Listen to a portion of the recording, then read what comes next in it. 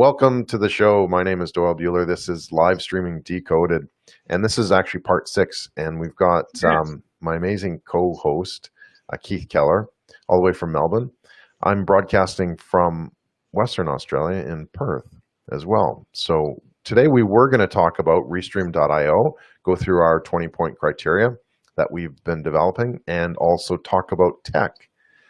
So we also had some guests, but we're not sure if they're still able to connect. So we just decided, hey, we'll still run the show, we'll still go, and if they can join us or if she can join us, then we're more than happy to have you on line with us. So welcome, Keith. Hey, look, this is a really good example of what we're doing here. This is Restream.io, and just this week, they've invented a guest feature. Now, we actually previewed this software about 4 weeks ago, but didn't use it because we couldn't have guests. So when they said that they could have guests, we decided to try it. And we are trying it, and we've been trying for about half an hour to get it to work. And the reason why that's important, and the reason why that's powerful, is that we are doing the hard work for you. You know, we love StreamYard, we love Periscope, we love all these other sites, and we've tried them out, and we've done shows about those. Christina's here now. Fashionably late. That's okay. when tech doesn't actually do tech stuff, it just kind of sits there. Facts. Well, welcome. We're glad you're able to reconnect. Thank you. Yeah. So Keith, you're in a mid-thought there. I don't know where you went, but I hope I didn't cut you off. I'll just tidy up that thought, but go back to Christina. The idea of what we're doing here is that we are trying all these sites so that, we're doing the heavy lifting. We are trying all these sites. You, the consumer, if you think you're going to do live streaming, you can look at our 10-part series and say, Keith and Doyle really got their mojo with StreamYard. They tried Restream. Maybe that's not for me. Maybe it'll come good, and we probably owe it to them to do a show when it comes good. But for the moment, we had trouble, and we love this stuff. So imagine what the average person in the street's thinking when they can't get it to work. Yeah, and that's the thing is you always have to have a plan B, and we were ready to jump on StreamYard. I had the show set up, and it's like, you know what, just try it one more time and see what happens. I am persistent at times, maybe to a fault, but it's just, try that one more time, see what happens, and it did work. So it actually did catch. So look, they have just introduced that feature too with the multiple guests, so it can obviously be a bit of an issue, but we're here. Welcome, Christina. Thanks for joining us. Thanks for having me. You're joining us all the way from Virginia, right? Yes, I'm in Virginia. Awesome. And tell us a little bit about yourself. Absolutely. I'm a digital strategist. I work for ICUC. It's a global agency. We do strategy, content moderation. Basically, if you've ever seen anyone working for our agency before, usually what it's been is you've responded or you've mentioned a brand online on social media, and someone's responded back to you. The majority of the time, that's someone on our team. Okay. Oh, wow. I do a lot of work with social listening as well as analytics and going through doing audits. I'm actually working on a playbook that I'm delivering tomorrow. So just doing a lot of strategic work, looking and seeing what's working, what's not working, a lot of testing. I do a lot of A/B testing with content, and then I do a little copywriting, and I'm on Twitter. Just like you guys, whenever I'm not working, I'm technically kind of not working when I'm on Twitter. Yeah, there you go. It never stops when you're in tech, eh? It doesn't. It doesn't. So what's been your experience with live streaming? Like, do you do some shows? Are you part of shows? Like, how does it sort of connect with what you're doing? Yeah. I traditionally don't do it for myself. I do it, I use it as a tool, especially for thought leadership with any of the clients that I have. I've had clients in the past that did podcasts. And so, especially during the COVID crisis and still being able to find opportunities to connect, especially when they're not listening to the podcast, I've been one of the people that's been pushing them to say, like, they really need to be humanized. Especially if they want to connect with you already, it just makes that connection even deeper. So I love live streaming for that. I think it's a fantastic tool, but the majority that I'm seeing, it's on Instagram Live. I mean, everyone is doing Instagram Live right now because it's quick, it's right there, it's on your phone. You don't have to worry about the functionality, kind of like what we had here. Yeah, I was just going to You say. know, Instagram Live is going to work. Like if Instagram Live's not working, it's usually because your Wi-Fi is not strong enough. That's usually like the only major flag. So I think it's when it comes to that barrier, like ease of usability has to be there. I mean, the features are kind of moot if you can't get to that point where you would even be able to use them. Yeah, it's one of the key criteria, isn't it? Yeah, well, it's stability too, which is obviously really important. Yeah. I mean, yeah, look, you need it to run, and if you think about it, we're really sort of at the start of this. I mean, tech obviously develops pretty quickly, but excuse me, but at the same time, we still have a lot of ways to go. So these are sort of, well, I mean, Keith, you're one of the original users of Blab, right? And what was the one before that on Twitter as well? Meerkat and Periscope. Yeah, Meerkat, Periscope. Yeah, yeah. So it's the technology has been around, and I think where we're trying to do is maybe sometimes it's a little bit harder. It's a little bit tech issues. You know, not everybody necessarily needs that full package as well. So if it's something that's quite simple to use and go with, like Instagram Live or like Facebook Live, then that's totally cool. But when you want to sort of introduce it as with a business context, which is obviously what this show is about, you need to be able to have those little extras that, you know, can we bring people in? Can we, you know, show visuals? Can we do that sort of thing? And that's actually how the whole criteria came about. It's like, well, how are these tools actually good for business? So that's super, super important. So Keith, what are we going to talk about today? Oh, look, I want to pick up on two things that Christine has mentioned right there. First thing I want to mention is what's Christina's approach to Restream and tech in general. Does she have a bit of a sort of a courageous, like we're pretty courageous, like we've been trying this for 45 minutes. We're about 45 minutes late. We could be like the Madonna of social media. I mean, Jesus, you know, we're going to be famous for being late all the time because we couldn't get the tech to work, and that's one thing. But second, I really got to pull apart this idea of Instagram Live, because right now there's this discussion that Instagram Live can save. Because the reason I don't do Instagram Live is because you can't save it. Why do all this trouble and then have it go away in an hour? You know, why do it? Yeah, but that's the beauty of it, and I think that's what drives tech. So demand drives tech. That's why you're going to see more and more live streaming opportunities. You're going to see more video conferencing opportunities. They're all slowly tweaking. They're finding out, even though Zoom was so great, even they had a flaw with their security. And then it's one of those things, you don't know the problems until the users are telling you exactly what the problem is. And so you had people who were asking, and honestly, there's so much in product management that you're so busy keeping the ship afloat that you're not in a capacity to be constantly searching for bugs and opportunities. And so that's why social listening is so important, because you're able to hear from your user specifically what they need to be doing better. So I don't think that it's a coincidence that IG Live blew up and people started acting like they never knew that Instagram Live was a thing. And then COVID happened, and now every single person, whether they have anything nice or important to say or not, they're on Instagram Live.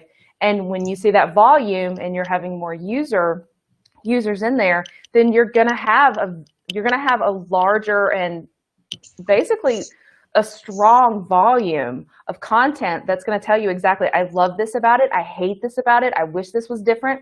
And one of the major things was, this is great and I love these interviews, but now I don't have anything to do with them. It's not shocking to me that there was immediate like, oh, we heard you need this, here it is. And also it just makes IGTV a stronger product too, because you're rolling in that IG Live into IGTV. So now you're just following up that momentum with that Instagram's really been pushing, is that you need to use all of those things in tandem.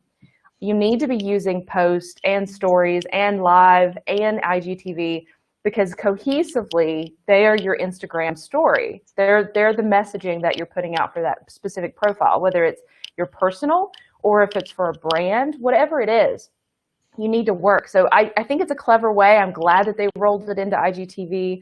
I think there's a lot of opportunities left for IGTV, but yeah, we're definitely seeing high demand, and demand in tech. I mean, that's where the gold spot is. You're able to see, like, that is what I should be fixing. That is what we should be offering. That is the feature. And you also know that your work's going to be rewarded to some extent because you're giving people what they've already said they want. Yeah. Yeah. You're not forcing it down their throat. You're saying, okay, this is a thing. Let's make it bigger. Let's make it better. And is the IG save, if that's what they're going to call it, is that a thing? Is that a good thing, do you think? IG save, or does it take away what Instagram actually is? I think it's great. Because it doesn't automatically. You have to force yourself. You have to make that choice to say, I want this to live on. You know what I'm saying? Yeah. By making it a choice. What do you think, Joel? Is it a good idea? Yeah, no, definitely, because it does. I mean, there's that whole concept of, what is it, ephemeral content? Ephemeral, yeah. Ephemeral, yeah. Where it kind of comes and goes and that sort of thing, which is basically life, right? Like, you can't go back and, rewind kind of thing, although sometimes we'd certainly like to. But yeah, it gives that sense of real life. So yes, I'm showing myself, but I don't want to see it later. But I think we've gotten to that point where it's like, yeah, I do want to have it as sort of like a photo album, like a video album of old, right? Where you could actually do that. So I think that people are realizing, yeah, it is fun, but it was fun, and I want to be able to remember it as well. So there's perhaps more of a nostalgic taint to this, not necessarily taint, but a nostalgic part of it that says that, hey, let's being able to record is definitely going to help. And from a business perspective, I mean, perhaps that's what's driving some of this too. I wanted to ask you, Christina, like, what are some of the signals that are saying that we want this or do this? But tech is driving it, business is driving it. To be able to produce an interview and talk with you, from around the world, and Keith from, a couple states over, like, it's just fascinating. And how can we do that for business to kind of pull those pieces together? So for me, that's what's key here, is you need to be able to record it live and then broadcast it again and again and again. Well, I think it comes. Go ahead. You go. No, you go. I think it comes down to one thing. The one core behavior that we're seeing across everywhere with the COVID crisis is the need to be able to control what you consume and having things on demand. Things are shut down, but I still want to be able to order my groceries online.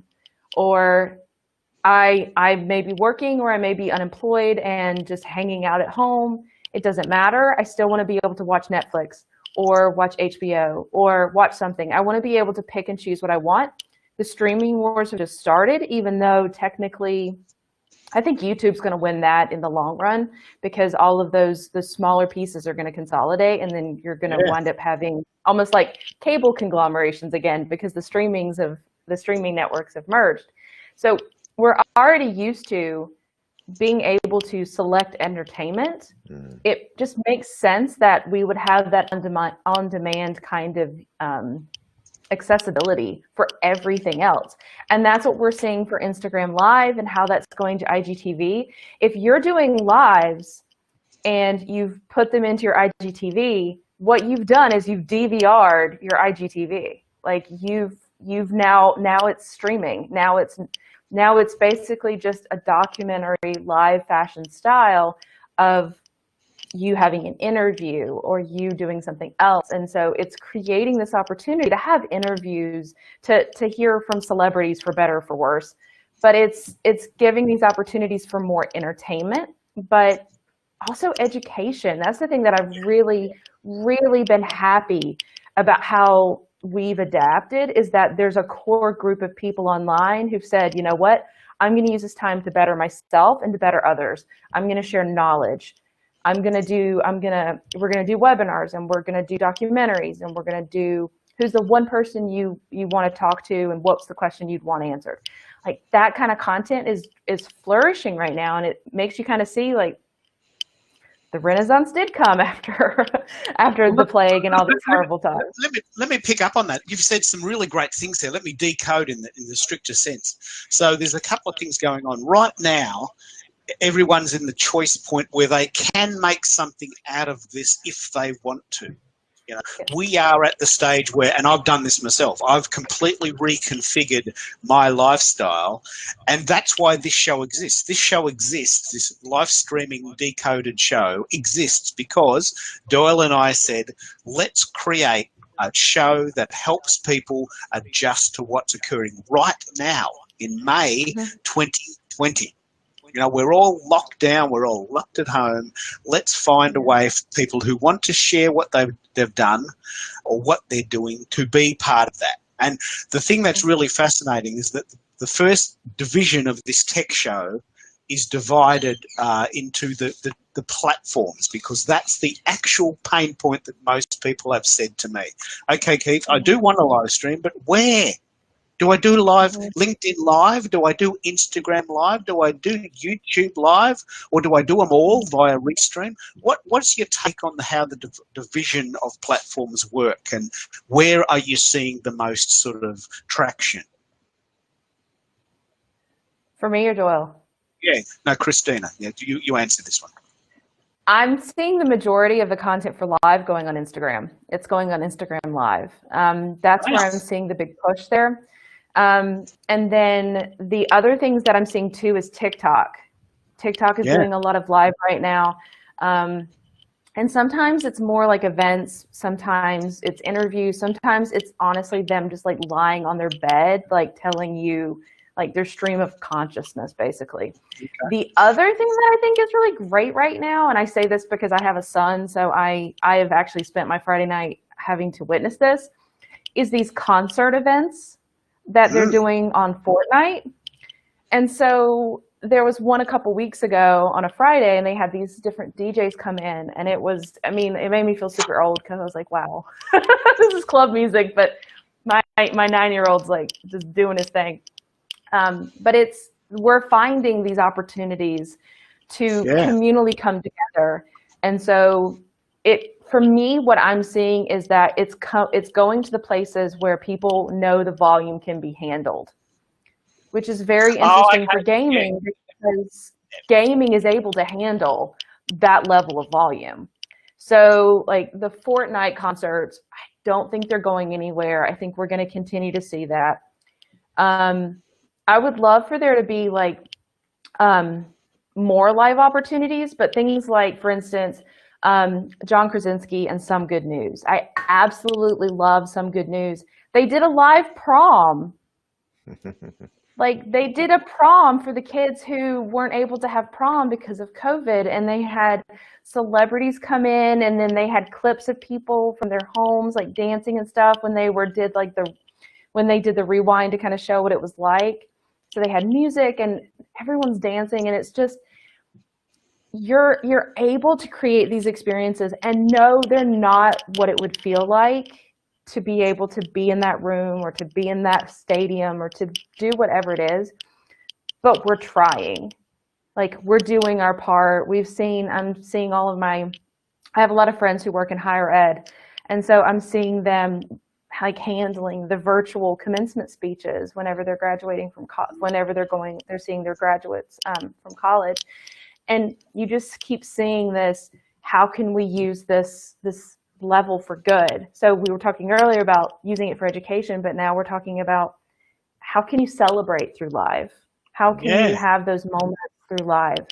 And it's not the same experience. But it's definitely an on-demand experience.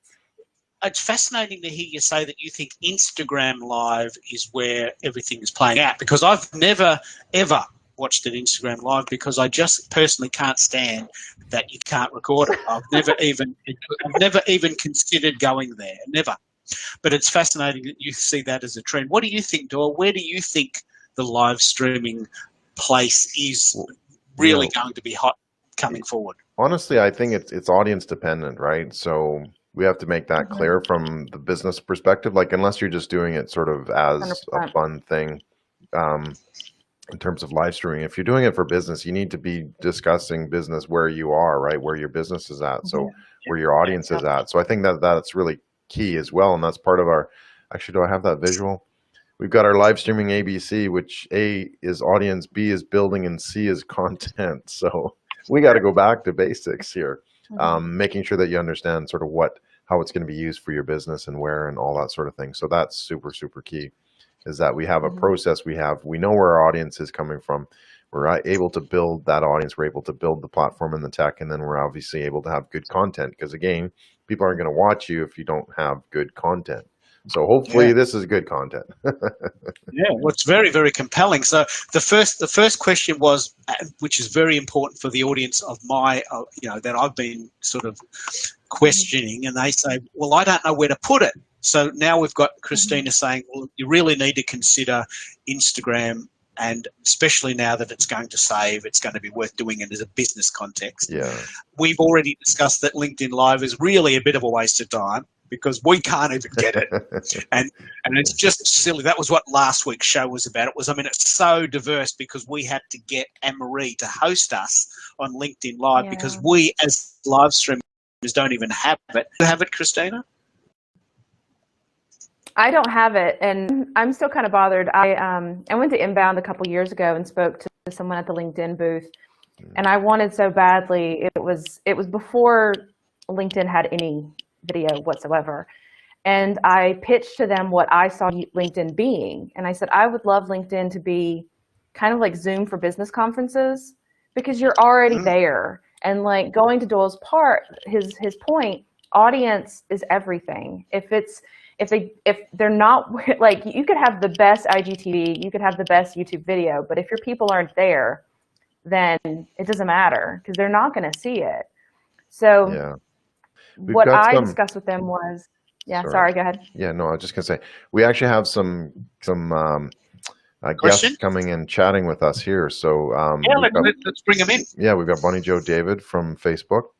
Hi guys. Hello, welcome to the show. We finally got it going, so thanks for joining us, Bonnie Joe. We also have our fellow partner in crime, Sarjeet Johal, all the way from San Francisco. Yep. There is a big delay on Periscope between video and audio. Oh, huge. Yeah, look, I see that on Sarjeet. Maybe you can help us diagnose this. We couldn't actually, it was horrible when we were just testing it. And we thought, well, let's go. We rebooted, restarted, all that kind of stuff, which delayed the show by about half an hour. And there was still a delay, but it was only in the preview screen. So we thought, you know what, maybe it's not actually live, but it sounds like it might be live. So let us know if you hear more about that. Late September stats, he's talking about altogether, let's see this, video accounted for 60.6% of total downstream volume worldwide, up 2.9%. Wow. And that was September 2019?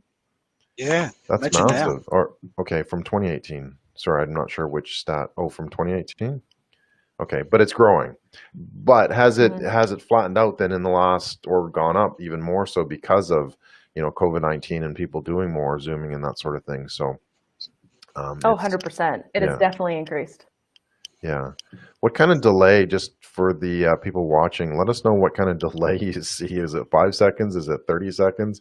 I was counting up to 30 seconds when we were trialing it as well. And that's actually what the show was about too, is we wanted to go through specific criteria of Restream. So just, lay it out there. I know that Keith mentioned that they just sort of offered sort of the capability to add guests. So maybe that's part of the problem or the challenge that they have.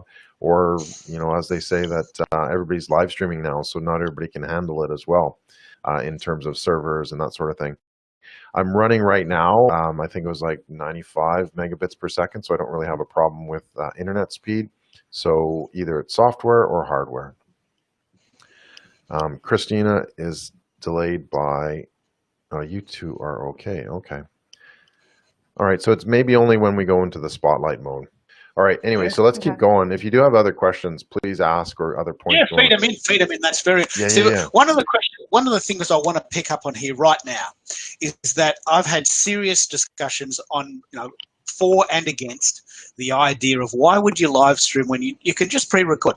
Why just not pre-record and send it to YouTube?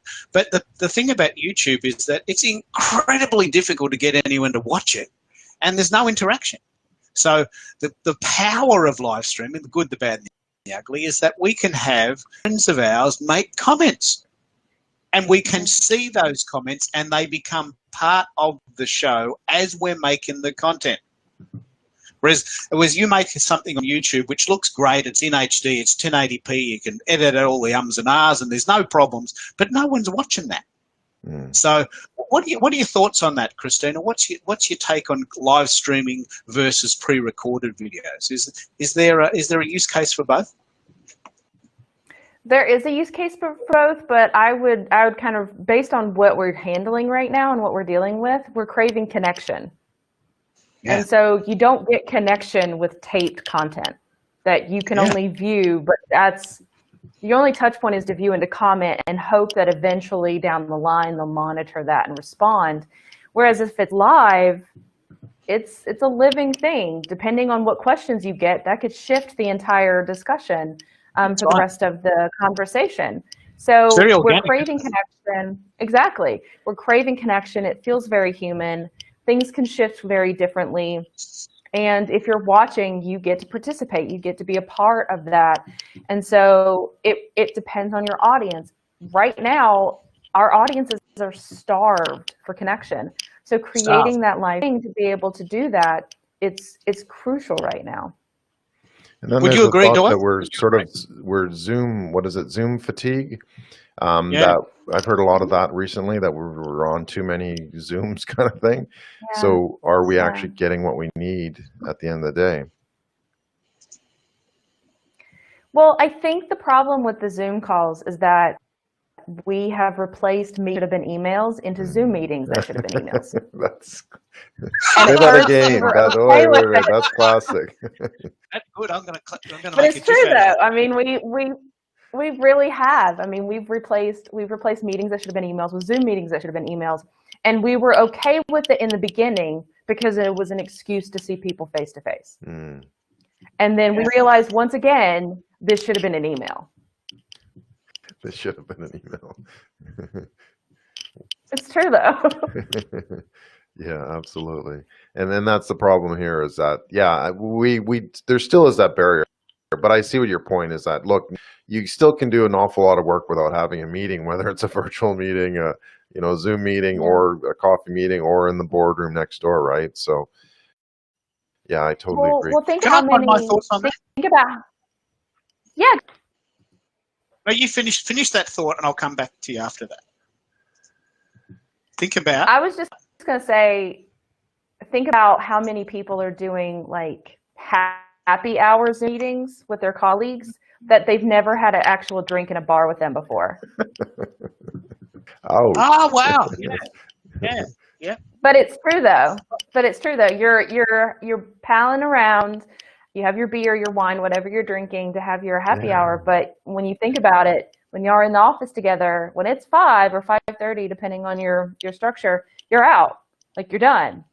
I'm going home. I don't want to deal with you guys anymore. Yeah, like I'm good. My shift is over. So you got to think, how many of these connections and these meetings and things like that are we doing that we would never normally do? And the whole reason is because we're honest, and half the time it's boredom. It's some people, like there are plenty of introverts who are fine. Like they're fine. They're inconvenienced, but they're not freaking out or anything. And so they don't need that. And think about how many meetings are being planned right now that would have not been meetings at all if it was in the office. And so that's why I think that's one of the reasons why you have that fatigue is stacked with like 5 or 6 meetings in a day because of connection and because we need to over communicate, and communication's huge. But I think that there was that overcompensation because I was lucky. My agency was remote before this happened. So everything, like nothing's really changed for us. I mean, we're there for our clients and to make sure they're more comfortable and they have the infrastructure in place to be successful. But I also have friends who have had to do that shift, and they are over communicating and they are over meeting and they're because they're so they know they can't have what they used to have, and so this is how they're adapting. Yeah. They're overcompensating. Wow. That's Well, fascinating. Great I wanted insight. to pick up on this idea of exactly what you've just said. With Zoom, you can have up to 100 people, and same with Microsoft Teams, and Google Meets now 16 people, and whatever Microsoft Facebook has now invented, that's going to be a chunk of people. And so you've got this chunk of people, this wall of people you're staring at. And it does create a sort of a visual stimulus. But what I love about what we're doing here, is that there's 3 of us on the screen and we are featuring a guest, and we can segment the comments and bring them in. So they're still included, but they're not Zoom bombing us, if you like. Everyone that comment, I want everyone to make comments, and I want to feed them in and make that a thing, make that a part of the content. But I've noticed that when we have Zoom calls with 10 or more people are barging in on each other, and it's hard to manage that. You've got some comments there, Doyle? Is that what you're saying? I was just going to say, speaking in comments, like that really certainly helps as well, because you can connect with an audience again around the world. We've got Sarjeet around in San Francisco. YouTube is the world platform for going live and documenting your session forever, which is 100% true. And he's been helping us sort of. He's done. You did Restream last week, I think, with guests. So he's right up there too. So it's a matter of testing it out and getting that immediate feedback as well. Because let's say we broadcast it as a video, we put it on YouTube, somebody watches it, right? Okay, they might get all the way through it, or they might not. And we might not actually get that insight that, oh, okay, it's not actually working properly, or did you know about this? And to me, that's really new, maybe not a new form of communication, but more so the way that we actually do that, because it allows that insight from people around the world, right? Christina, what you said was just absolutely remarkable. Is you don't necessarily have to have a Zoom meeting. Did it have to have a meeting? Did it have to have a real meeting back in the day as well? So you have to sort of make that call also. So gives you a tremendous opportunity to say, hey, this is live, this is cool, this is something that we can definitely do as well. I want to keep this thing moving because we do have to. Yeah. Christina, because we started late, I didn't actually ask you, but do you have a specific timeline that you need to take off, or can we keep you for a few more minutes? I can go till 10:30. I can go till 10:30 my time, EST. Okay, and it's 10 p.m. now your time. Cool. All right, cool. I'm 12 hours. I'm coming to you from the future. I'm 12 hours ahead. That's right. It's exactly 12 hours. Exactly 12 hours between Eastern and Perth time. Okay, so we'll quickly blast. We did have a lot of stuff, so I want to go through this as quickly as possible. But we'll go through the criteria, and then we'll come back and show some of the tech as well. So we'll try to keep it short and sweet as best as possible. So there are obviously the purpose of this show is to be able to develop tools for business kind of thing. And this was one of the aspects is, well, how do we actually measure this? So today we're looking at Reach.io. How many guests and how do they connect? They've just started to allow four guests, I think it is. I think we can actually have more on here. But 2 weeks ago, couldn't bring anybody in. And we were actually, Keith and I were considering, well, maybe we won't do Restream because, you know what, we need guests. That's sort of the crux of our show. Chroma keys and background blur. So if you have a green screen, no, you can't use it on Restream. I have found some workarounds that allow you to import a virtual cam like Ecamm or Minicam or a few others if you're on XSplit, I think, if you're on PC. So you can run a virtual cam, but out of the box, no, it can't. And maybe that's a good segue to some of the tech too, is just green screen. Christina, what do you think? Yeah. I think it really depends on what you're doing. I don't think you should have a green screen just to have one. I think it all comes down to purpose. What is going to be the main reason for the green screen? What is going to be the background if you're going to be shifting it? I'm even seeing this in Zoom calls. It was really cute and fun to replace the background for the first couple weeks, and now we're done. Now we're just getting through our day and things like that. So I think it really depends on what the purpose is. For business, green screen might be great if you just want to have maybe the background is not the most professional. Yeah, so maybe you just want to have like a very clean background. Yeah, and that's the thing too, is that you see a lot of people people, they get all stuff, and when we get into tech, we can talk about it. They get all this stuff, and they spend, you know, thousands of dollars on, you know, this and that, but they got the green screen, and it's like, to them, that's the most important thing. It's not, right? It is not the most important thing. It's really not. Whatever, whatsoever. All right, so keep moving on. I'm actually, while we're doing this too, and that's an important note, is that we're kind of previewing and testing the tech and that sort of thing. So as you can see, when I'm presenting a screen share, the guests have to be minimized, right? Otherwise, we can't actually see them all together. So that's what I've done, is I've sort of expanded the view for the live stream, but I can't be on there. So basically, the screen share that I'm showing you takes the place of my camera, right? Yeah, I can have one or the other. I can't have both, which is a little bit limiting. What I did like is the layout, though, that we can shift to the focus, the spotlight, as they call it here. So that gives a little bit more focus on the actual document itself. All right, so it does take a while to refresh too. I noticed that it is quite blurry as I scroll. So that's all. There's obviously a huge delay there as well. Screen share, yes, we can screen share. Can you share with other devices? No. One of the highlights I've found out of all this series is that in Zoom, you can actually connect, well, I can't show you, but you can connect your iPad to the Zoom session and use it as like a sketch pad, which is absolutely fascinating.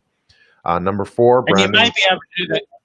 You may be able to do that next week with Ecamm, because we're previewing Ecamm next week. Yeah, but that, we're talking about that, Keith, and that's like multiple matrix levels deep, and it's like, oh my god, I don't know where I am. I've got my webcam, and I've got my iPad connected to Ecamm, connected through Zoom, and it's like, oh wow, I hope everything holds together. Number 4, branding, screen graphics and overlays. Yes, absolutely. You've seen sort of, as I've been talking, we're able to chat. We're actually able to show some of the titles as well and the captions. I'll just put up live stream caption as well, so you can see. So when you do have a guest, you're able to have their name up there. I've had Keith's your name up there, Christina, as well, with your Twitter handle. So it's quite flexible. It allows you to also have a background screen, and I can shut that off, but basically you can see.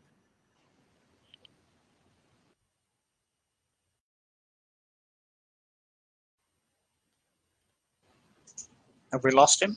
A good feature. No. I had to turn you off because but where did let's see, it's still quite slow. So I lost Christina, her video feed. All right, well, we'll get it back. So I think she's still there. She's still at guest console. There we go. Okay, the video seems to be a bit delayed, so that's probably just the problem, is I'm just seeing the delay. So that's a huge issue, though, is that if you can't actually see what's going on, or you hear it 30 seconds later, it becomes very helpful. Number 5, audience experience and interaction ability. So how is the audience able to view and interact with the show and guests? In this case, you can drop a comment.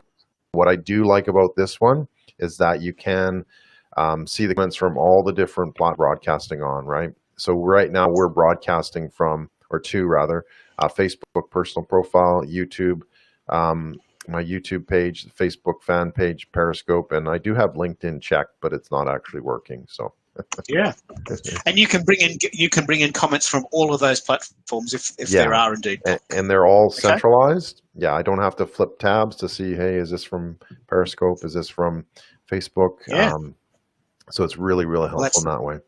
The second category, logistics, scheduling in advance. No, you cannot do that, which is, to me, that's one of the key ingredients here, is that you want to build an audience.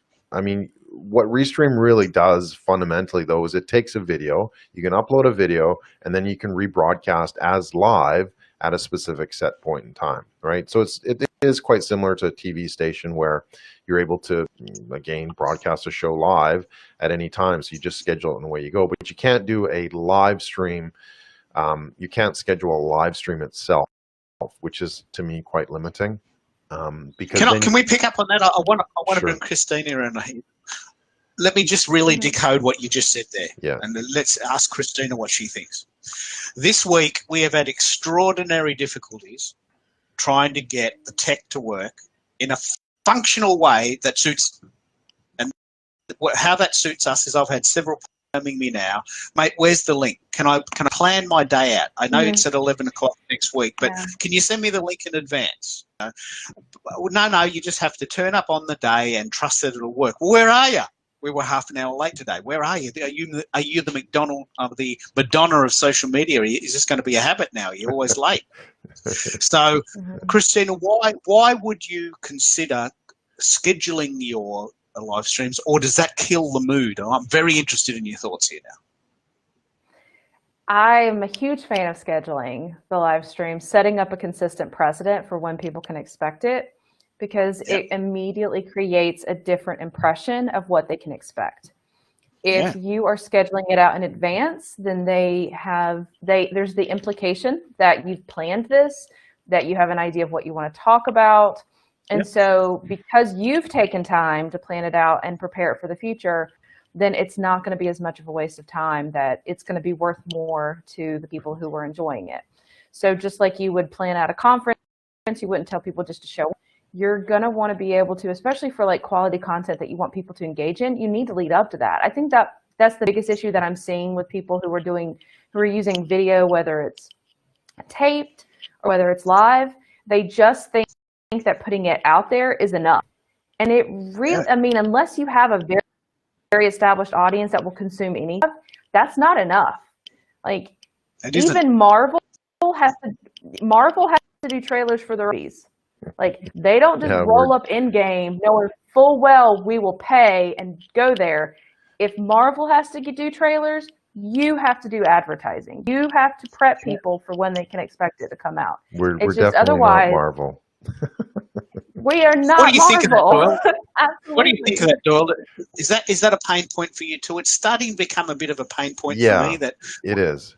I mean, because you again want to set that standard to say, hey, we're going to be here at a certain time and place. And I love how you said it, Christina. It shows that you put some thought into this, right? It's not just some random event, which you certainly can do that.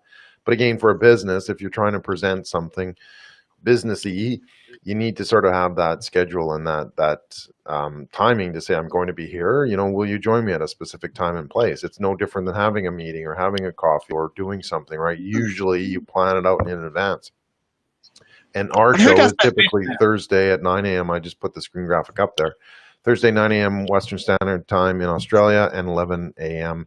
Australian Eastern Standard Time, which is Melbourne and Sydney. So, and who does that best, do you think? Who have we talked? Who have we highlighted? And I'm interested in your thoughts here too, Christina. Yeah, well, who does this best? Facebook itself does, right? Which allows you to you reserve that video link for that show at a specific time and place. So you can also do it on Be Live, where you schedule it in advance, and you can also do that on StreamYard as well. Okay. Well, it's definitely worth being in the criteria. Yeah, definitely. All right, cool. Well, let's keep moving here. We got to get Christina moving too. I'm sure it's getting late there for her. So easy setup? Absolutely not. It was very difficult to set up. I mean, there are some nice visuals with Restream, so it looks good, but there's some things that are missing in terms of functionality and that sort of thing.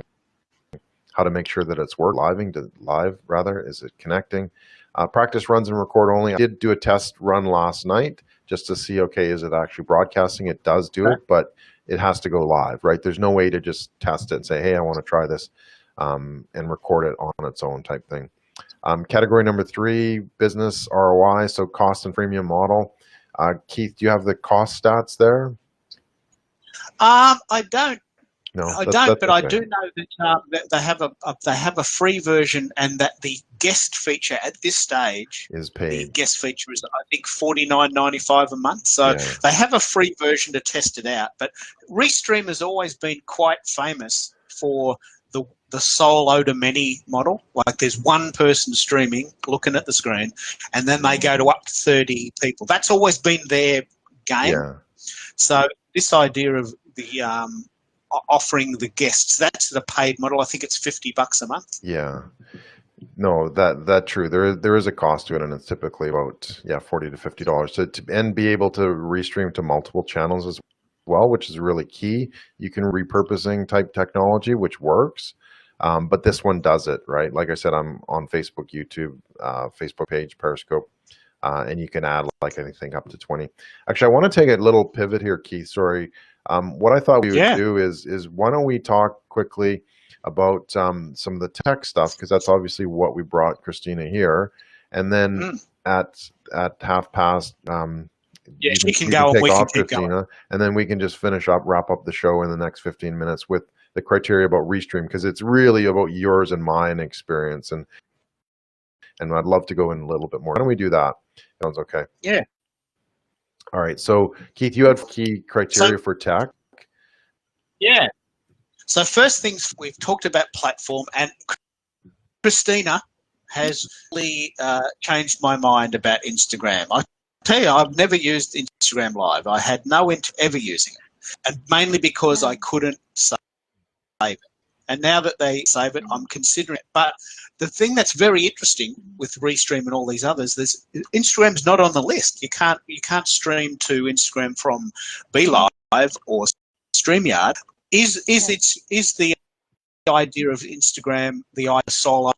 Oh, hey, here I am, and I'm eating along, and that's funky and fast, or is there a business application to Instagram Live? As far as I know, it's only Instagram Live, but I do know that they're working on. They made an announcement. I want to say it was a couple weeks ago, or even a few months ago, where they were talking about being able to stream on Facebook and Instagram simultaneously for live. Because that was definitely later. I think that that'll probably go as far as that when it comes to cross promotion of it, just because Facebook and their API, especially if they can get Facebook and IGTV rolling together, it doesn't benefit them to play with everyone else. It just doesn't. Oh, okay. So I think they're gonna maintain with. There really isn't. I mean, I think that it doesn't benefit them. I mean, if you can do live content, Instagram Live, and or Facebook, and you can't send it anywhere else, then that's immediately exclusive content.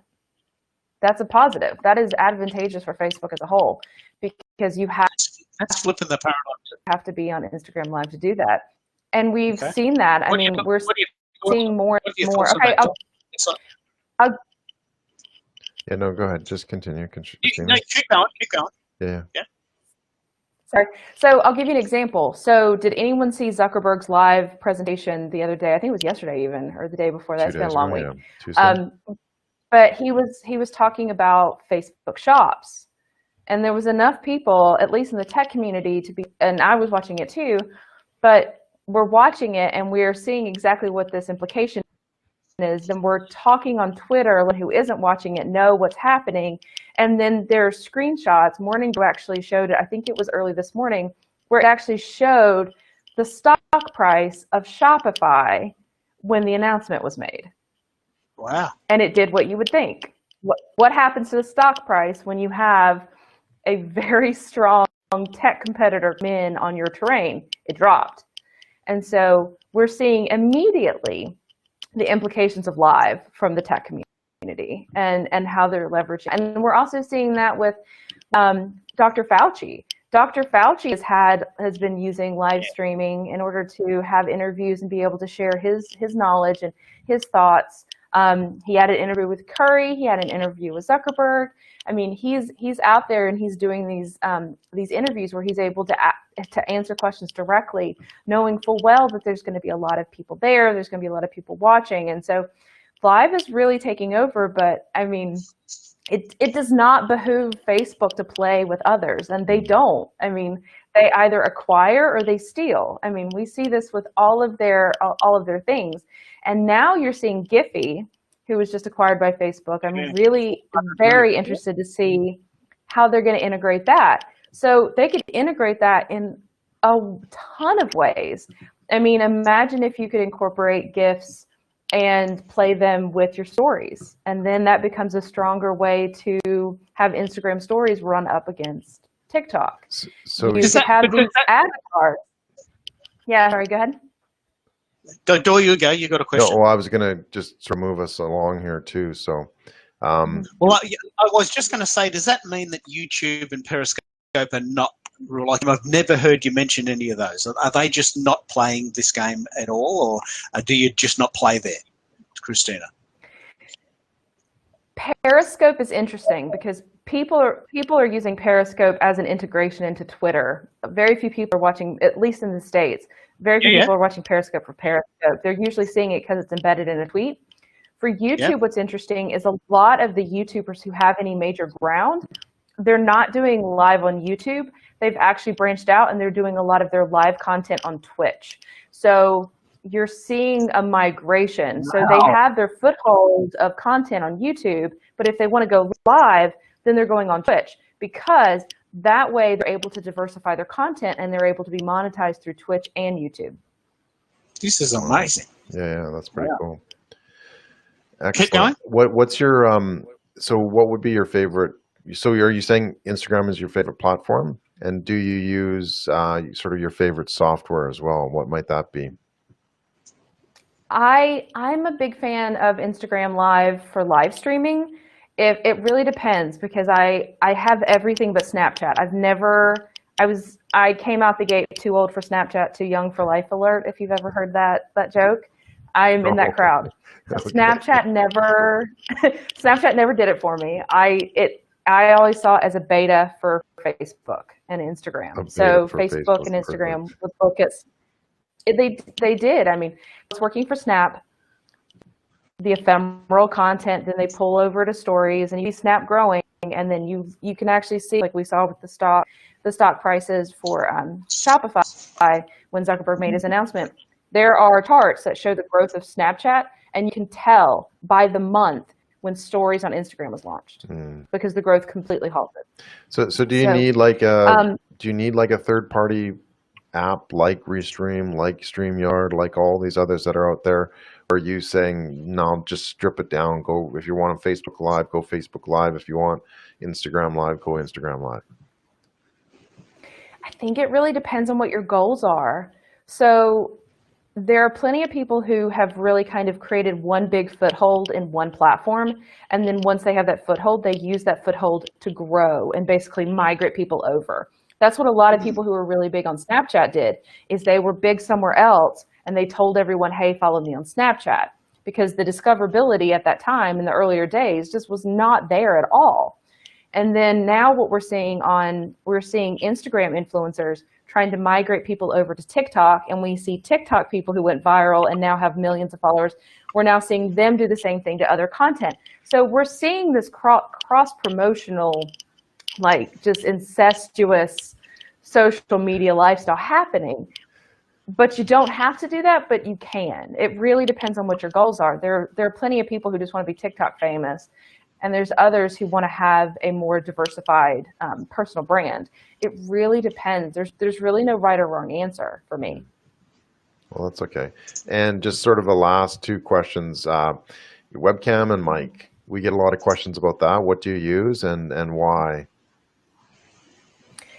I really like just normal headsets. I don't do a lot of things that are different than this. So for production value sake, I'm not like I don't have a media kit of like everything. Yeah. So when it comes down to it, it depends on kind of what level you're wanting. But there's plenty of people who are online that have really good options for you. If you have, especially if you're a YouTuber and you're wondering what kind of equipment you should have, I would look at Roberto Blake.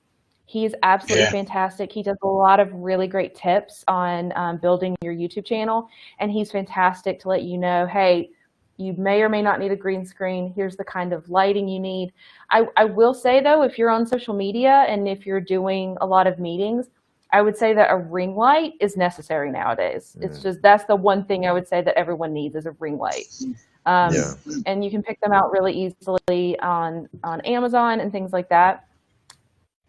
And that's the key part too, is that you need to start easy. And I love how you said you need to sort of have it depending on the use, right? Like for a Zoom meeting, I've just got my little phone headset. I don't have this fancy mic, because you don't really need that audio quality. And honestly, it kind of gets in the way. It's kind of off to the side, but you kind of have to be cognizant of that. Start simple, I guess, right? That's the key ingredient here. You don't need to overdo it with tech. You don't need to overspend. You don't need to get complicated. Start with the live streaming ABCs, as we call it. What's your audience? How are you going to build your platform? And what content do you have as well? So, Christine, I know we're going to get you on your way. I really want to thank you for joining us. Really appreciate it. Any final words on live streaming before we let you out into the wild? Yeah, I would just say thank you so much for having me. And for anyone that's interested in live streaming in the future, just really plan it out. I mean, you don't have to have like a full 10-page document of ideas and everything like that. Yeah. But really kind of think about what is the value for who's watching. Why should anyone listen? Why should anyone pay attention? What can they get out of it? And it doesn't have to be educational. It can be entertaining. You can be funny. But really think about it from the audience perspective. I think a lot of content would be better if whoever was creating it really thought about their audience first. Yeah. Well, perfect. And we can get a hold of you on Twitter at that Christina G, correct? Yep, that's correct. Awesome. Well, thank you so much. Really appreciate it. Thanks for your patience as well and sticking with us while we sorted through some of these tech issues. So. Absolutely. Thank you so much. You guys have a great day. All right. Thanks, Christina. Take care. Bye. All right, Keith, just you and me. Let's. Well, do you want to start with the tech first and then come back to Restream, because that really, or do you want to do the Restream and go back? Yeah, let's just finish Restream and then we can go from there. I actually did get one of the cool things too is that you can. Oh, here we go. We got some more feedback as well. Sarjeet was joining us on Periscope about the worldwide platform. This is the cool part about live streaming too, right? Which is really important. You can't get this in if you recorded a video and broadcasted it. Then Bonnie Joe David said connected iPad to Zoom session. Yeah, you can actually do that. So that was a question I was talking about. You can connect your iPad as a scratch pad or whatever through Zoom, and yes, you can. And you can also do it with some of the virtual cams as well. So it's a pretty cool tool. Bonnie Joe, I've got another show on coming up. I might be able to show you how to do that as well. It's not that hard. It can be done fairly quickly. And then Sarjeet again joins us back from YouTube, who's busy surfing the world in West Coast, California, in the evening on Wednesday. So problem is with your restreaming platform. So he told us on YouTube. So we went to YouTube. Thank you, Sarjeet, going to YouTube and telling us. So he's kind of manned and navigated all these different channels that we're on and communicated with us, which I think is absolutely brilliant. So, all right, so let's, I'm going to share my screen again, get back to this document and see. I'm wondering if there's going to be as much as a delay with only two people, just two, as opposed to three. All right. Do you want to minimize me? Do you want to minimize me and give the screen a bit more kudos? Keith, I can never minimize you. What are you talking about? Oh, what a cool thing to say. What a cool thing to say. Yeah, that's good. Now we can see the screen, the document in full glory. All right, cool. So let's just blast through this then. So cost and freemium model, we went through that. Number 11, business aspects, selling and marketing. One of the little insights I will have with Restream that I thought was quite powerful is that you can actually, it will broadcast a tweet or a Facebook page post before the actual event. Yeah, so it does do that to say, hey, we're going live, come join us type thing. It doesn't actually deliver the link. It just says, hey, we're going live on, and you can fill in a custom title and a custom description as well. So that's pretty powerful. Okay. Yep. It's a tool that most don't have. Like, actually, that's the only place I've seen that as well, where you can actually, introduce the show. And then when you go live, it does obviously put that post up also, but that's part of the live experience as well. Networkability in open format, no, not at all. Basically, can you connect with other people? Can you have something like a Zoom room? Can you have something like a networking session with this? No, absolutely not. Like Remo, for example. But it gives you that ability to connect with a couple of guests. And as we've said before, it's just started to add guests. So who knows? They'll be able to improve that over time as well. Number 13, overall business value. How does this platform allow for a good overall business case? When it's working, not too bad. The good thing that it does do is restream stuff. So as I said before, if you upload a video, you can schedule that video to go out. So as Christina was Why saying, would you do that? What would be the business case for that? well, that would be to build that, to build your audience, really, when it fundamentally down to it. So look, look, we can have this Restream, for example. We can have this broadcast, this live stream, and we can actually then, broadcast it every morning, Thursday morning, Friday morning, Saturday morning at 11. We can just upload it to Restream and it'll automatically send it out. It's not live, but guess what? Television is an awful lot like that. Well, that is television. Let me play that out. So we've got 6 episodes already.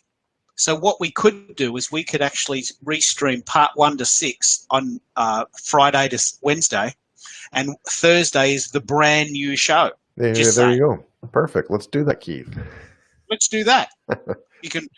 How do you do it? Is it? Well, we basically take the video file and upload it, and then we schedule it on the calendar, so you can put it again. Yeah, and see it again. Oh, that's good. Well, there it is. That's a business case, because this whole show is about the business case for live streaming. Yeah. So actually, you're right. That goes beyond sort of repurposing. We had Hani Mira, one of our guests, on one of the earlier shows, repurpose.io, and you can repurpose this content, because that's the thing too, is you don't just want it to get dusty on a shelf somewhere. You want to use it and you want to get it out there. So hey, let's do that, Keith. Let's do that. Fridays to Wednesdays we'll play replays. Yeah. Like Get Smart. And then on Thursday we have the live show. Yeah. That's actually quite a good strategy, I think. There you go. We can do that. So straight Fascinating. away. All right, category 4, like technical. So multi-channel broadcasting and quantity. Yes. That's like the panacea of Restream.io, right? Yeah. It allows you to do that. And not just the top ones. There's some pretty obscure channels in there that I've seen that I have no idea what they're about, but they're obviously they're focused on a specific audience. And as you know, live streaming ABC, that's key. Who is your audience? Number one. And in this case, Restream has that ability to connect with other platforms that are into streaming and that sort of thing. So it'd be a great tool to say, hey, my audience is on this platform. I'm going to Restream onto that specific network, and you can do that. Like, I think with that the basic plan, you can Restream to like 5 or 6 different channels simultaneously. So it really allows you to do that. Video broadcast quality and options. What is the quality of broadcast for hosts and guests? Does it record and download in the same similar quality? Okay, first part, I think it's 720, but it looks a little bit better. We'll have to take a look at it after. But go ahead, Keith. You said you had trouble recording it when we were doing some testing. Can you record it? It doesn't record. So again, if there are, maybe it's a hidden feature, but I can't go back into Restream and download this episode, for example. It doesn't allow that. So how are you doing that? This is important to let people know how. Well, in this case, I'm recording it on Facebook, and I can gather it from Facebook, which is my my go-to type channel, or YouTube as well. You can go and download it there. So but you can't download it on Restream.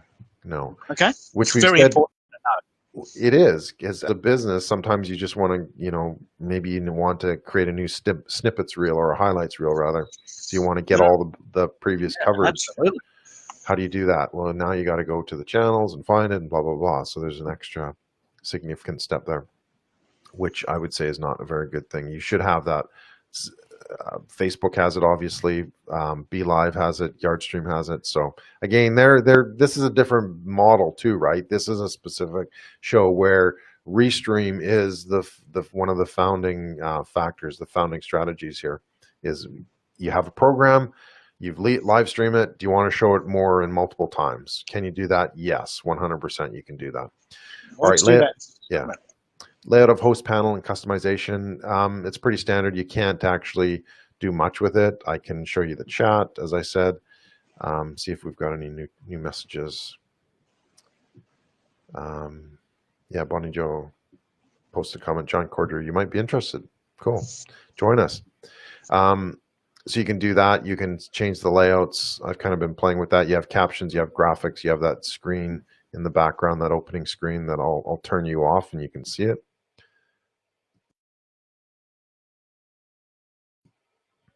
So that's a cool feature that you have Okay. that background screen, and you can do a frame as well, which is quite nice. And the visual panel is, you can actually have the logo, which I didn't add. There we go. And you can have an overlay, which can be customized, and you can create anything. So it can be pretty easy to do as well. So it's pretty quick and simple. You can't maneuver it around. Like, I can only have one feed, so I can either share or have the video. I can't do both. Even actually with, just you there, there's no option. Actually, maybe let's try that. No, I can't share. So it's Let me either pick up me. on what you're saying here. There's a lot of no's on our criteria. There's a lot of limitations, but let me focus on what it can do. What Restream does really well is it takes a file and sends it to up to 30 sites. That is really what Restream does. That's what you're paying for.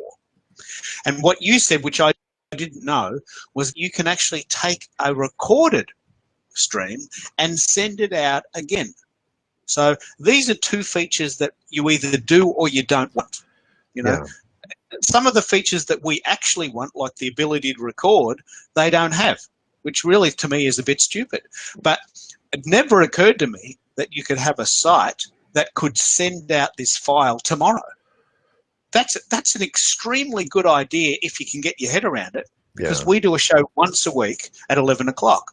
Why don't we send out a replay every day at 11 o'clock to warm people up to the actual show? And we're going to do that. And that's the cool thing about this. It's an extremely good idea. But so any of the other things that it doesn't do well, you can almost forgive them, because they're not trying to be all things to all people, are they? Yeah, I agree 100%. Yeah, they're good at restreaming, but there is a disconnect. And I don't know the history of Restream, and maybe somebody can fill us in, but you can't, maybe it just was designed to upload a file and then broadcast it as live, right? Maybe they just added sort of this live streaming capability recently. I don't know. I know that they've just added the guests recently, because when we registered, it's like, well, initially there was no guests on it, so we kind of said, oh, well, we were not going to try it. But then they added 2 guests, and then now it's up to 4 guests. So obviously they can do that. But there's a huge gap, though. There's a huge disconnect in those models, because if I'm doing a live stream,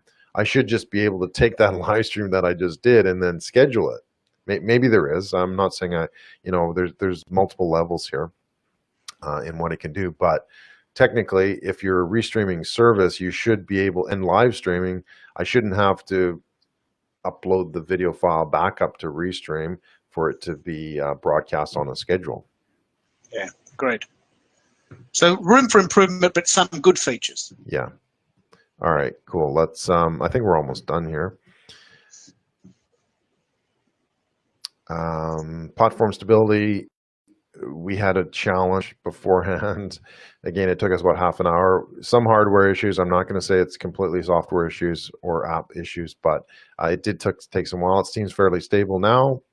So, sometimes this happens. And I think we've talked about it many times, Keith, is you need to have a backup. Backup. Yeah. And in this case, I was busy setting up StreamYard, because it's like, well, we have the guest, she's still there.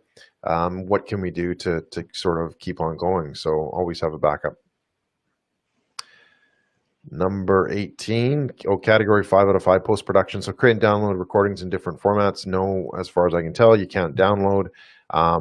What typically we're looking for there is that you can download the MP4 file and as well the MP3 file. So it's either video or audio, which is something that you can then repurpose specifically. Ease of video editing and highlighted speaker view. So that's all manual. Keith, you want to quickly talk about that? So one of the things I love about Zoom is what we call voice activation. So I'm speaking, and then the screen fills with my picture. And then you come on and speak, and then the screen fills with your picture. And that it makes a much more even flow of what the show's about. And I've only ever seen Zoom do that, and it must be maybe complex, or maybe their IP, but I really like that. You can do it here, but you're saying you've got to manually do it. Is that right? Yeah, so I can flip between, I can make you spotlights, right? So then my feed is gone to the little picture-in-picture kind of thing.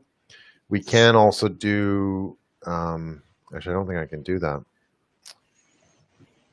I was hoping to be able to change that view, but I can't. So yeah, you can put yourself in the spotlight, or I can put myself in the spotlight. But Yeah, it's there's all a done few manually. options. Yeah. But you got to do it manually. Yeah. Yeah. Which okay. sometimes it's good because you know what, if you forget to do it, then that person who's talking is sort of that expanded window, which can be very important, right? But if it's manual as well, it can be quite cumbersome. No, sorry, I was going to say with Zoom, if somebody coughs, right, then they suddenly appear, or if they're typing, you know, they can hear the background noise, so they'll be at the sort of the center screen. The reason why this is going to become important, like this is 2020, and we're right at the start. This is right at the start. We're going to look back on these videos in horror in a year's time. But this has just been invented. We are trying it out on the fly. And we are looking for the use case for businesses. Yeah, because so yeah, go ahead. Yep. Sorry. No, we are, aren't we? Yeah, because we've developed this criteria to say, look, if you're looking to do this, make sure that you're developing that business behind it. Because again, if you're just doing it for fun, then go for it. But people who are watching, we're in business, right? That's our audience. So we need to connect with that look, there are some tools and options, and if you're not sure, what can you actually use? And these are the criteria that we kind of came up with over time. It took us a while. It didn't just sort of magically appear and away we went. So and as we've said many times, like it's a matter of, it doesn't need to be complicated to get started, right? Just start with your ABCs. Yeah. Your audience, your building blocks, and your content as well. All right, so let's wrap this up then, Keith, and then we'll move on. So episode management number 20, how are older episodes accessed? They're not. How easy it is to access them? They're not. I have to go into another channel and download them. And if I want to restream it, I have to then upload it. So unfortunately not that good. All right, so bonus round, overall skill level required for Restream, Keith. Well, we're really into this, and we're having trouble. Like, I mean, it's not easy. We were half an hour late starting up, and like we're doing it all day. Yeah. So you really have to like be a super expert, and we couldn't get it to work. So, but to be forgiving, and let's be forgiving, this is a brand new feature in this instance that only was invented last week. And so we are really at the cutting edge of the cutting edge, trying things, and please forgive us for being half an hour late. So my gut feeling is this is really an expert's game, and you wouldn't do this if you've never done it before. Yeah, there you go. Start simple. On a scale of 1 to 5, what would you rate it? Look, I'm going to give it 3 because of the restreaming feature. Like if we see Restream for what it is, a system that restreams to other sites, and we forgive it for the fact that you can't record and it's a bit clunky and the guest feature doesn't really work, I think you could probably give it 3 out of 5. It's not a 5-star product, but it has potential. Definitely. Would you give it 3 stars, or how would you do it? Yeah, look, originally I was going to say 2 stars, but I found that it does have some features that some others don't have, and it allows you that restream capability also. So I think overall it's a 3-star type platform to be able to use. It's got some great features. Some things that obviously don't work quite as well as they should either. So again, it depends what you want to do. If you want to create a TV station with broadcast, repurposing, all that stuff, then yes, this is the one. If you want to do just sort of live stream, get on with that, then that's probably not the one specifically for you. Yeah. And I've changed the view as well. Okay. So you can see the difference. You can have sort of the full screen, the full video width of each of us, or we can have the compacted the compacted view as well. And in terms of the screen graphics, this is one of the things that is a little bit trickier is where did they go? Captions. Yeah. So the captions, one of the things that's really important is when you're displaying the guests and the hosts and all that, is that they should have like their name. So we know who's talking right now. There's nothing more bothersome when they're interviewing somebody on a TV show and you have no idea who this person is. I don't know. That's something that I look for. It's like, okay, they don't have that facility, do they? They never asked me for my name. Yeah, so in Be Live, for example, it's there. It's there. I can turn it on or off, but it's always there, and I know that. Here, I can't actually do that. So I can have, obviously, these little captions. So when you're talking, what I was doing this. I would manually click into, I've got a little caption ready to go, and then magnify your video so you can see that, and then we've got, you know, a good shot. It's like, Keith, you're talking, I can see your full video, and I know this is Keith Keller at Keith Keller. If I'm talking, then I need to switch that over, which takes some time. There's a little bit of a delay, but there we go. One of the cool features, though, as well, just to add to that, is I can actually switch cameras midstream. So that's a cool little effect as well. All right. Okay. So that actually leads us into our tech as well. So let's see if we can wrap this up in like 10 minutes, Keith. Yeah, let's do that. Yeah. You go first, because I can't wait to hear what you're using. Well, I've got, actually I took a picture, but I've you know, I've been doing this for a while, so it's more a matter of you kind of collect things, and you kind of pick up things and tools and techniques over the years as well. So I just, again, live streaming ABC, keep it simple. Yeah. You need to start small. You start with the webcam on your computer. You don't need anything fancy. Right now I'm using a Logitech 930, which is a 1080 type camera. I've got it mounted on a, I did take a picture. Maybe we'll include that in some of the after documents or whatever. But I do have like a stand that supports up my separate cam up on top of the laptop. And then I've got three mics actually, and a soundboard as well. So again, the problem is you need to start simple. So a lot of people get these, like a Blue Yeti, right? It's a basic USB type microphone, works well.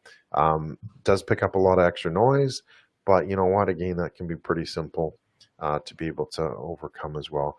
This is sort of my Rode mic, not my Rode. This is my Rode mic, RODE, but this is my traveling microphone. Your traveling mic. Yeah, yeah, so it's a Samsung Meteor, and I got this I think you can get them here in Australia now, but I got this overseas like about 5 years ago. But it's very handy. It fits nice and quick, and it's easy, and it's got good sound and that sort of thing. So again, you don't need to be that complicated in terms of what you're using. And what are your platforms? Tell me what platforms you like, except to what Christina said, now that she's not on the call and we can't offend her. What do you like? Yeah, exactly. From a platform perspective, it's really, I sort of made the decision in 2017 that I just needed to pick a platform. So before, and I mean sort of more of the third party one, you can obviously live stream directly from Facebook, which is what I was doing originally. But again, once you get into it, it's like, well, I can't do this and I can't do that. And so it's like you look for a platform to kind of help you with that. And I honestly started with Be Live because I just said, look, there are quite a few out there. Which one's the best one for me now? And that's the one that I've sort of cut my teeth on over the years as well. But this show itself has really expanded that in terms of, oh, yeah, okay, maybe time to take a look at some of the other ones and see how they've improved over the last couple of years as well. And there has been market improvements. But again, look at your fundamentals. What are you using it for? Who's your audience? You know, do you have good content? And then kind of you can put those pieces together. At the end of the day, it doesn't really matter which platform you choose. It might be a friend's recommendation. It might be because it has this or that or whatever the case may be. So that's sort of where I would say I have shifted in terms of the platform that I feel is better now. So which I'm kind of really quite swaying towards Yardstream because it seems to capture a lot of the extras. Yeah, the extra channels as well. In terms of audio, yeah, so this is the Rode mic. It's a podcasting mic, and it has that clearer sound. The problem with that is that, again, this becomes more of a complexity. You move from the USB mic to what they call an XLR mic.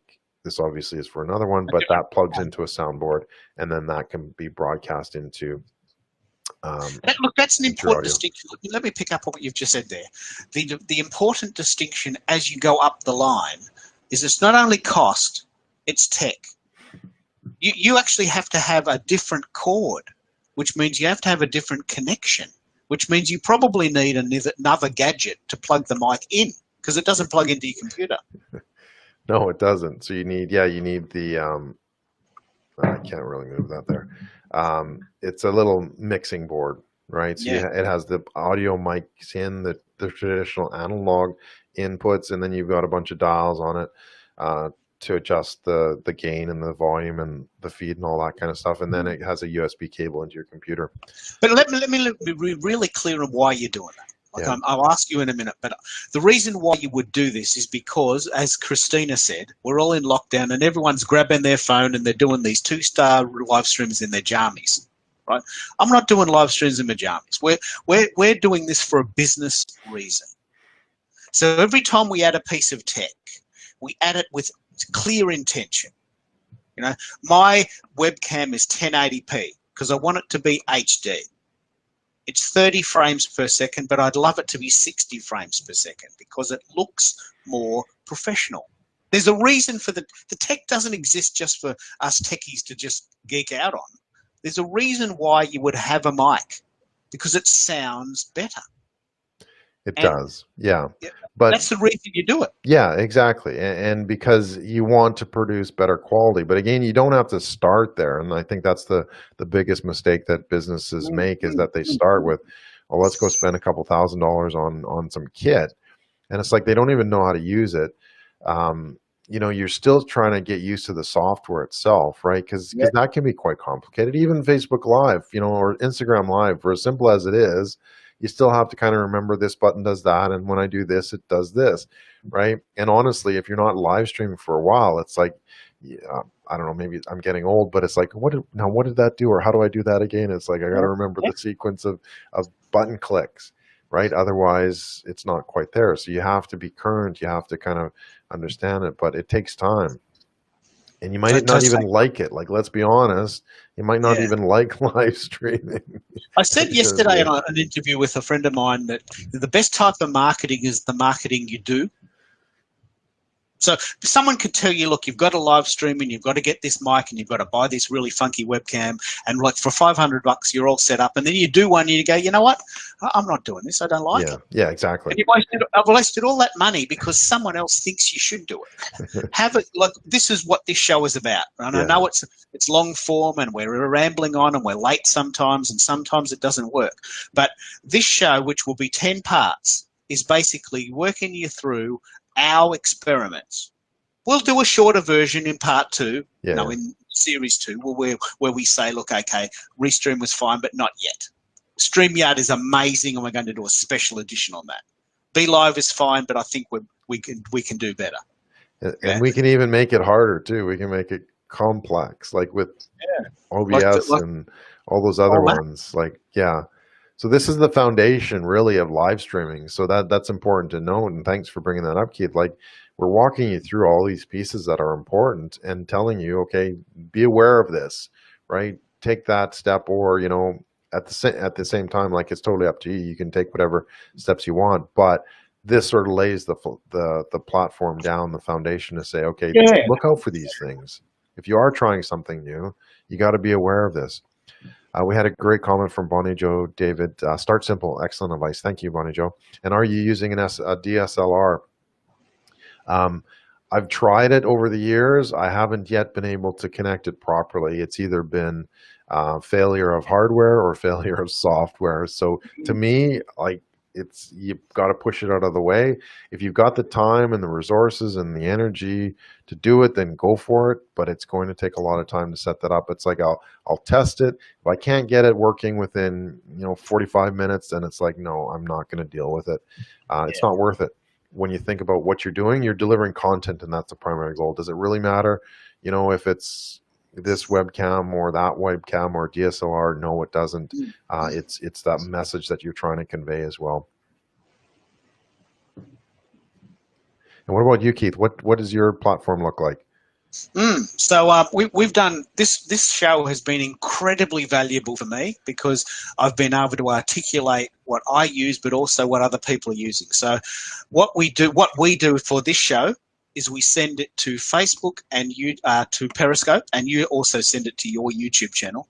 But fundamentally, we send it to Facebook as a default, because we get a recording, whatever the platform we use, we always get a recording on Facebook. I personally love Periscope because this this stream is embedded in a tweet, and I'm a Twitter dude, right? Like, I love Twitter. And as Christina said, most people watch Periscope via Twitter, not on Periscope itself. So I love the Facebook Live Periscope combination. And what I personally choose to do is I take the recording and then put it on my YouTube channel the next day. And the reason I do that is because I don't get a lot of traction on YouTube. So we don't tend to send it there as a fundamental reason. It's a bit complex. You were already doing it, so we might as well. But I've found that for us, we're not getting a lot of traction there. I'm just basically keeping it there as almost like a filing cabinet. We're going to resource it later and snippet it up. With regards to software, I just think personally StreamYard is unbeatable. StreamYard.com. I just think it's unbeatable. They have quite a robust free model. For $25 a month, you can stream to 2 places. For $50 a month, you can stream to 5 places. The only thing I don't like about them is that it's 720p, which makes my edits a little bit fuzzy, a little bit pixelated, but I can live with that.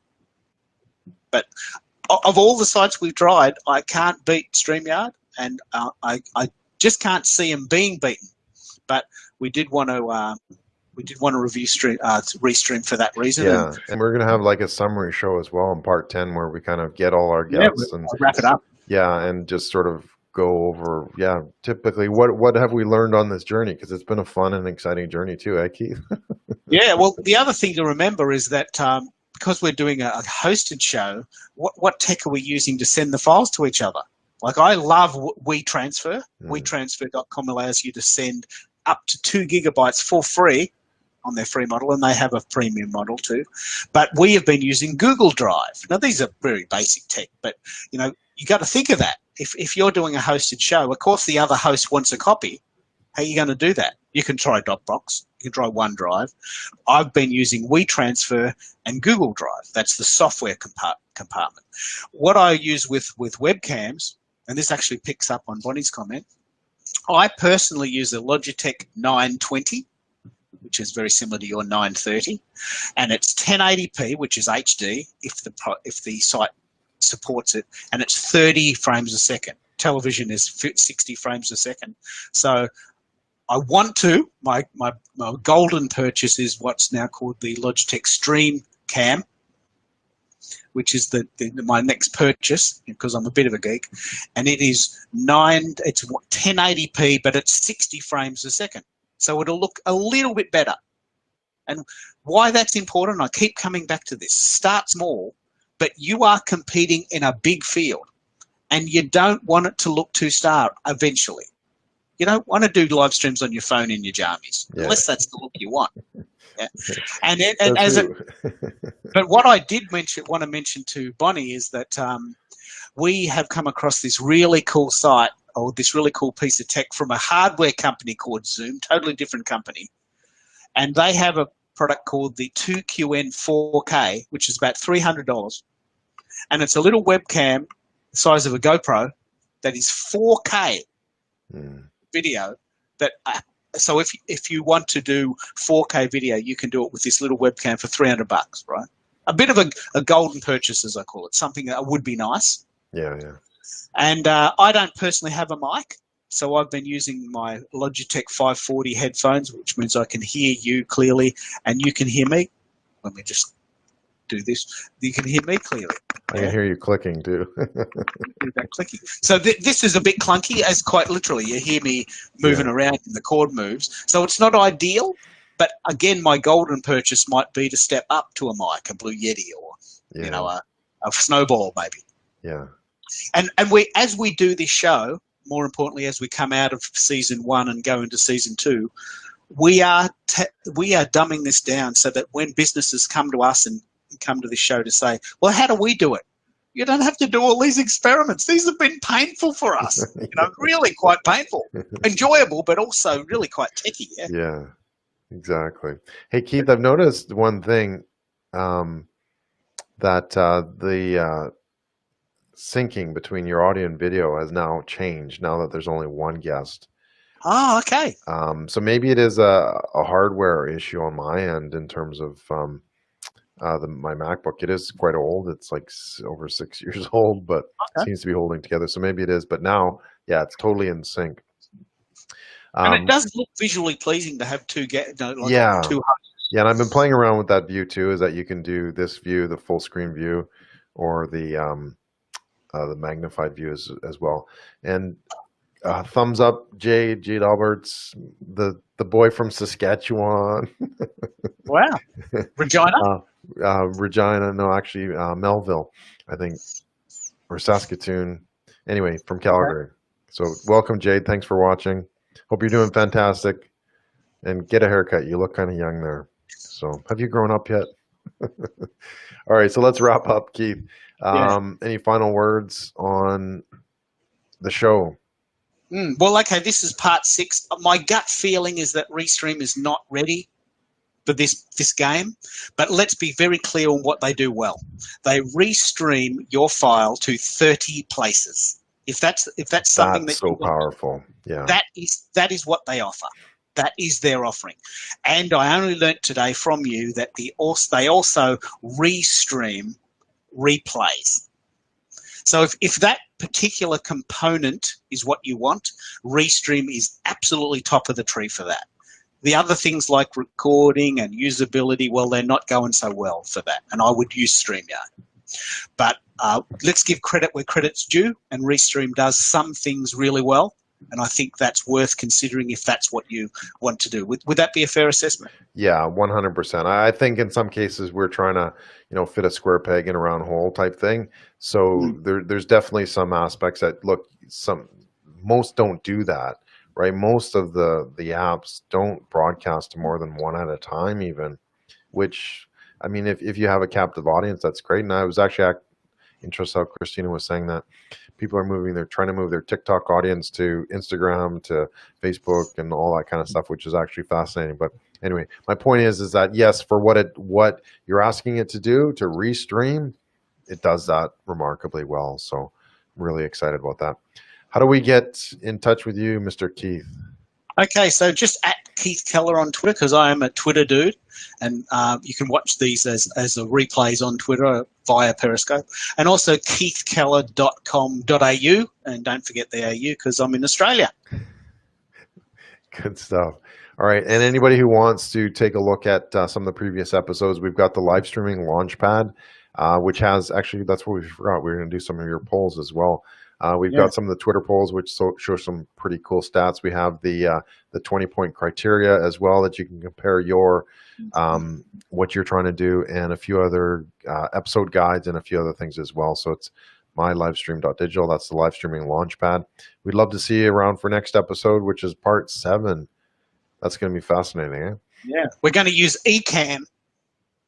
So we're going to try. We're going to try again. That's another high. That's like Inception meets the Matrix. Yeah, exactly. Inception meets the Matrix. Perfect. Wow, take the red pill. Yeah, the red one or the blue one. Which one's which? I can never remember that. Any final comments? Yes, Bonnie Joe, you're from Canada too. I think, aren't you from Vancouver, West Coast? Vancouver. Yeah, cool. Anyway, welcome. Thank you so much for watching. Thanks for your comments, Bonnie Joe, Jade, Sarjeet. Yeah, we had some fantastic discussions. So without any other things, thank you so much for joining us. If you're looking for us, look for live streaming ABC. Thanks for your questions and your comments. Would love to talk. If you do watch this later, just hashtag replay and ask us the questions along the way. We're happy to answer them. Thank you so much. Thank you, Keith. We'll see you guys online.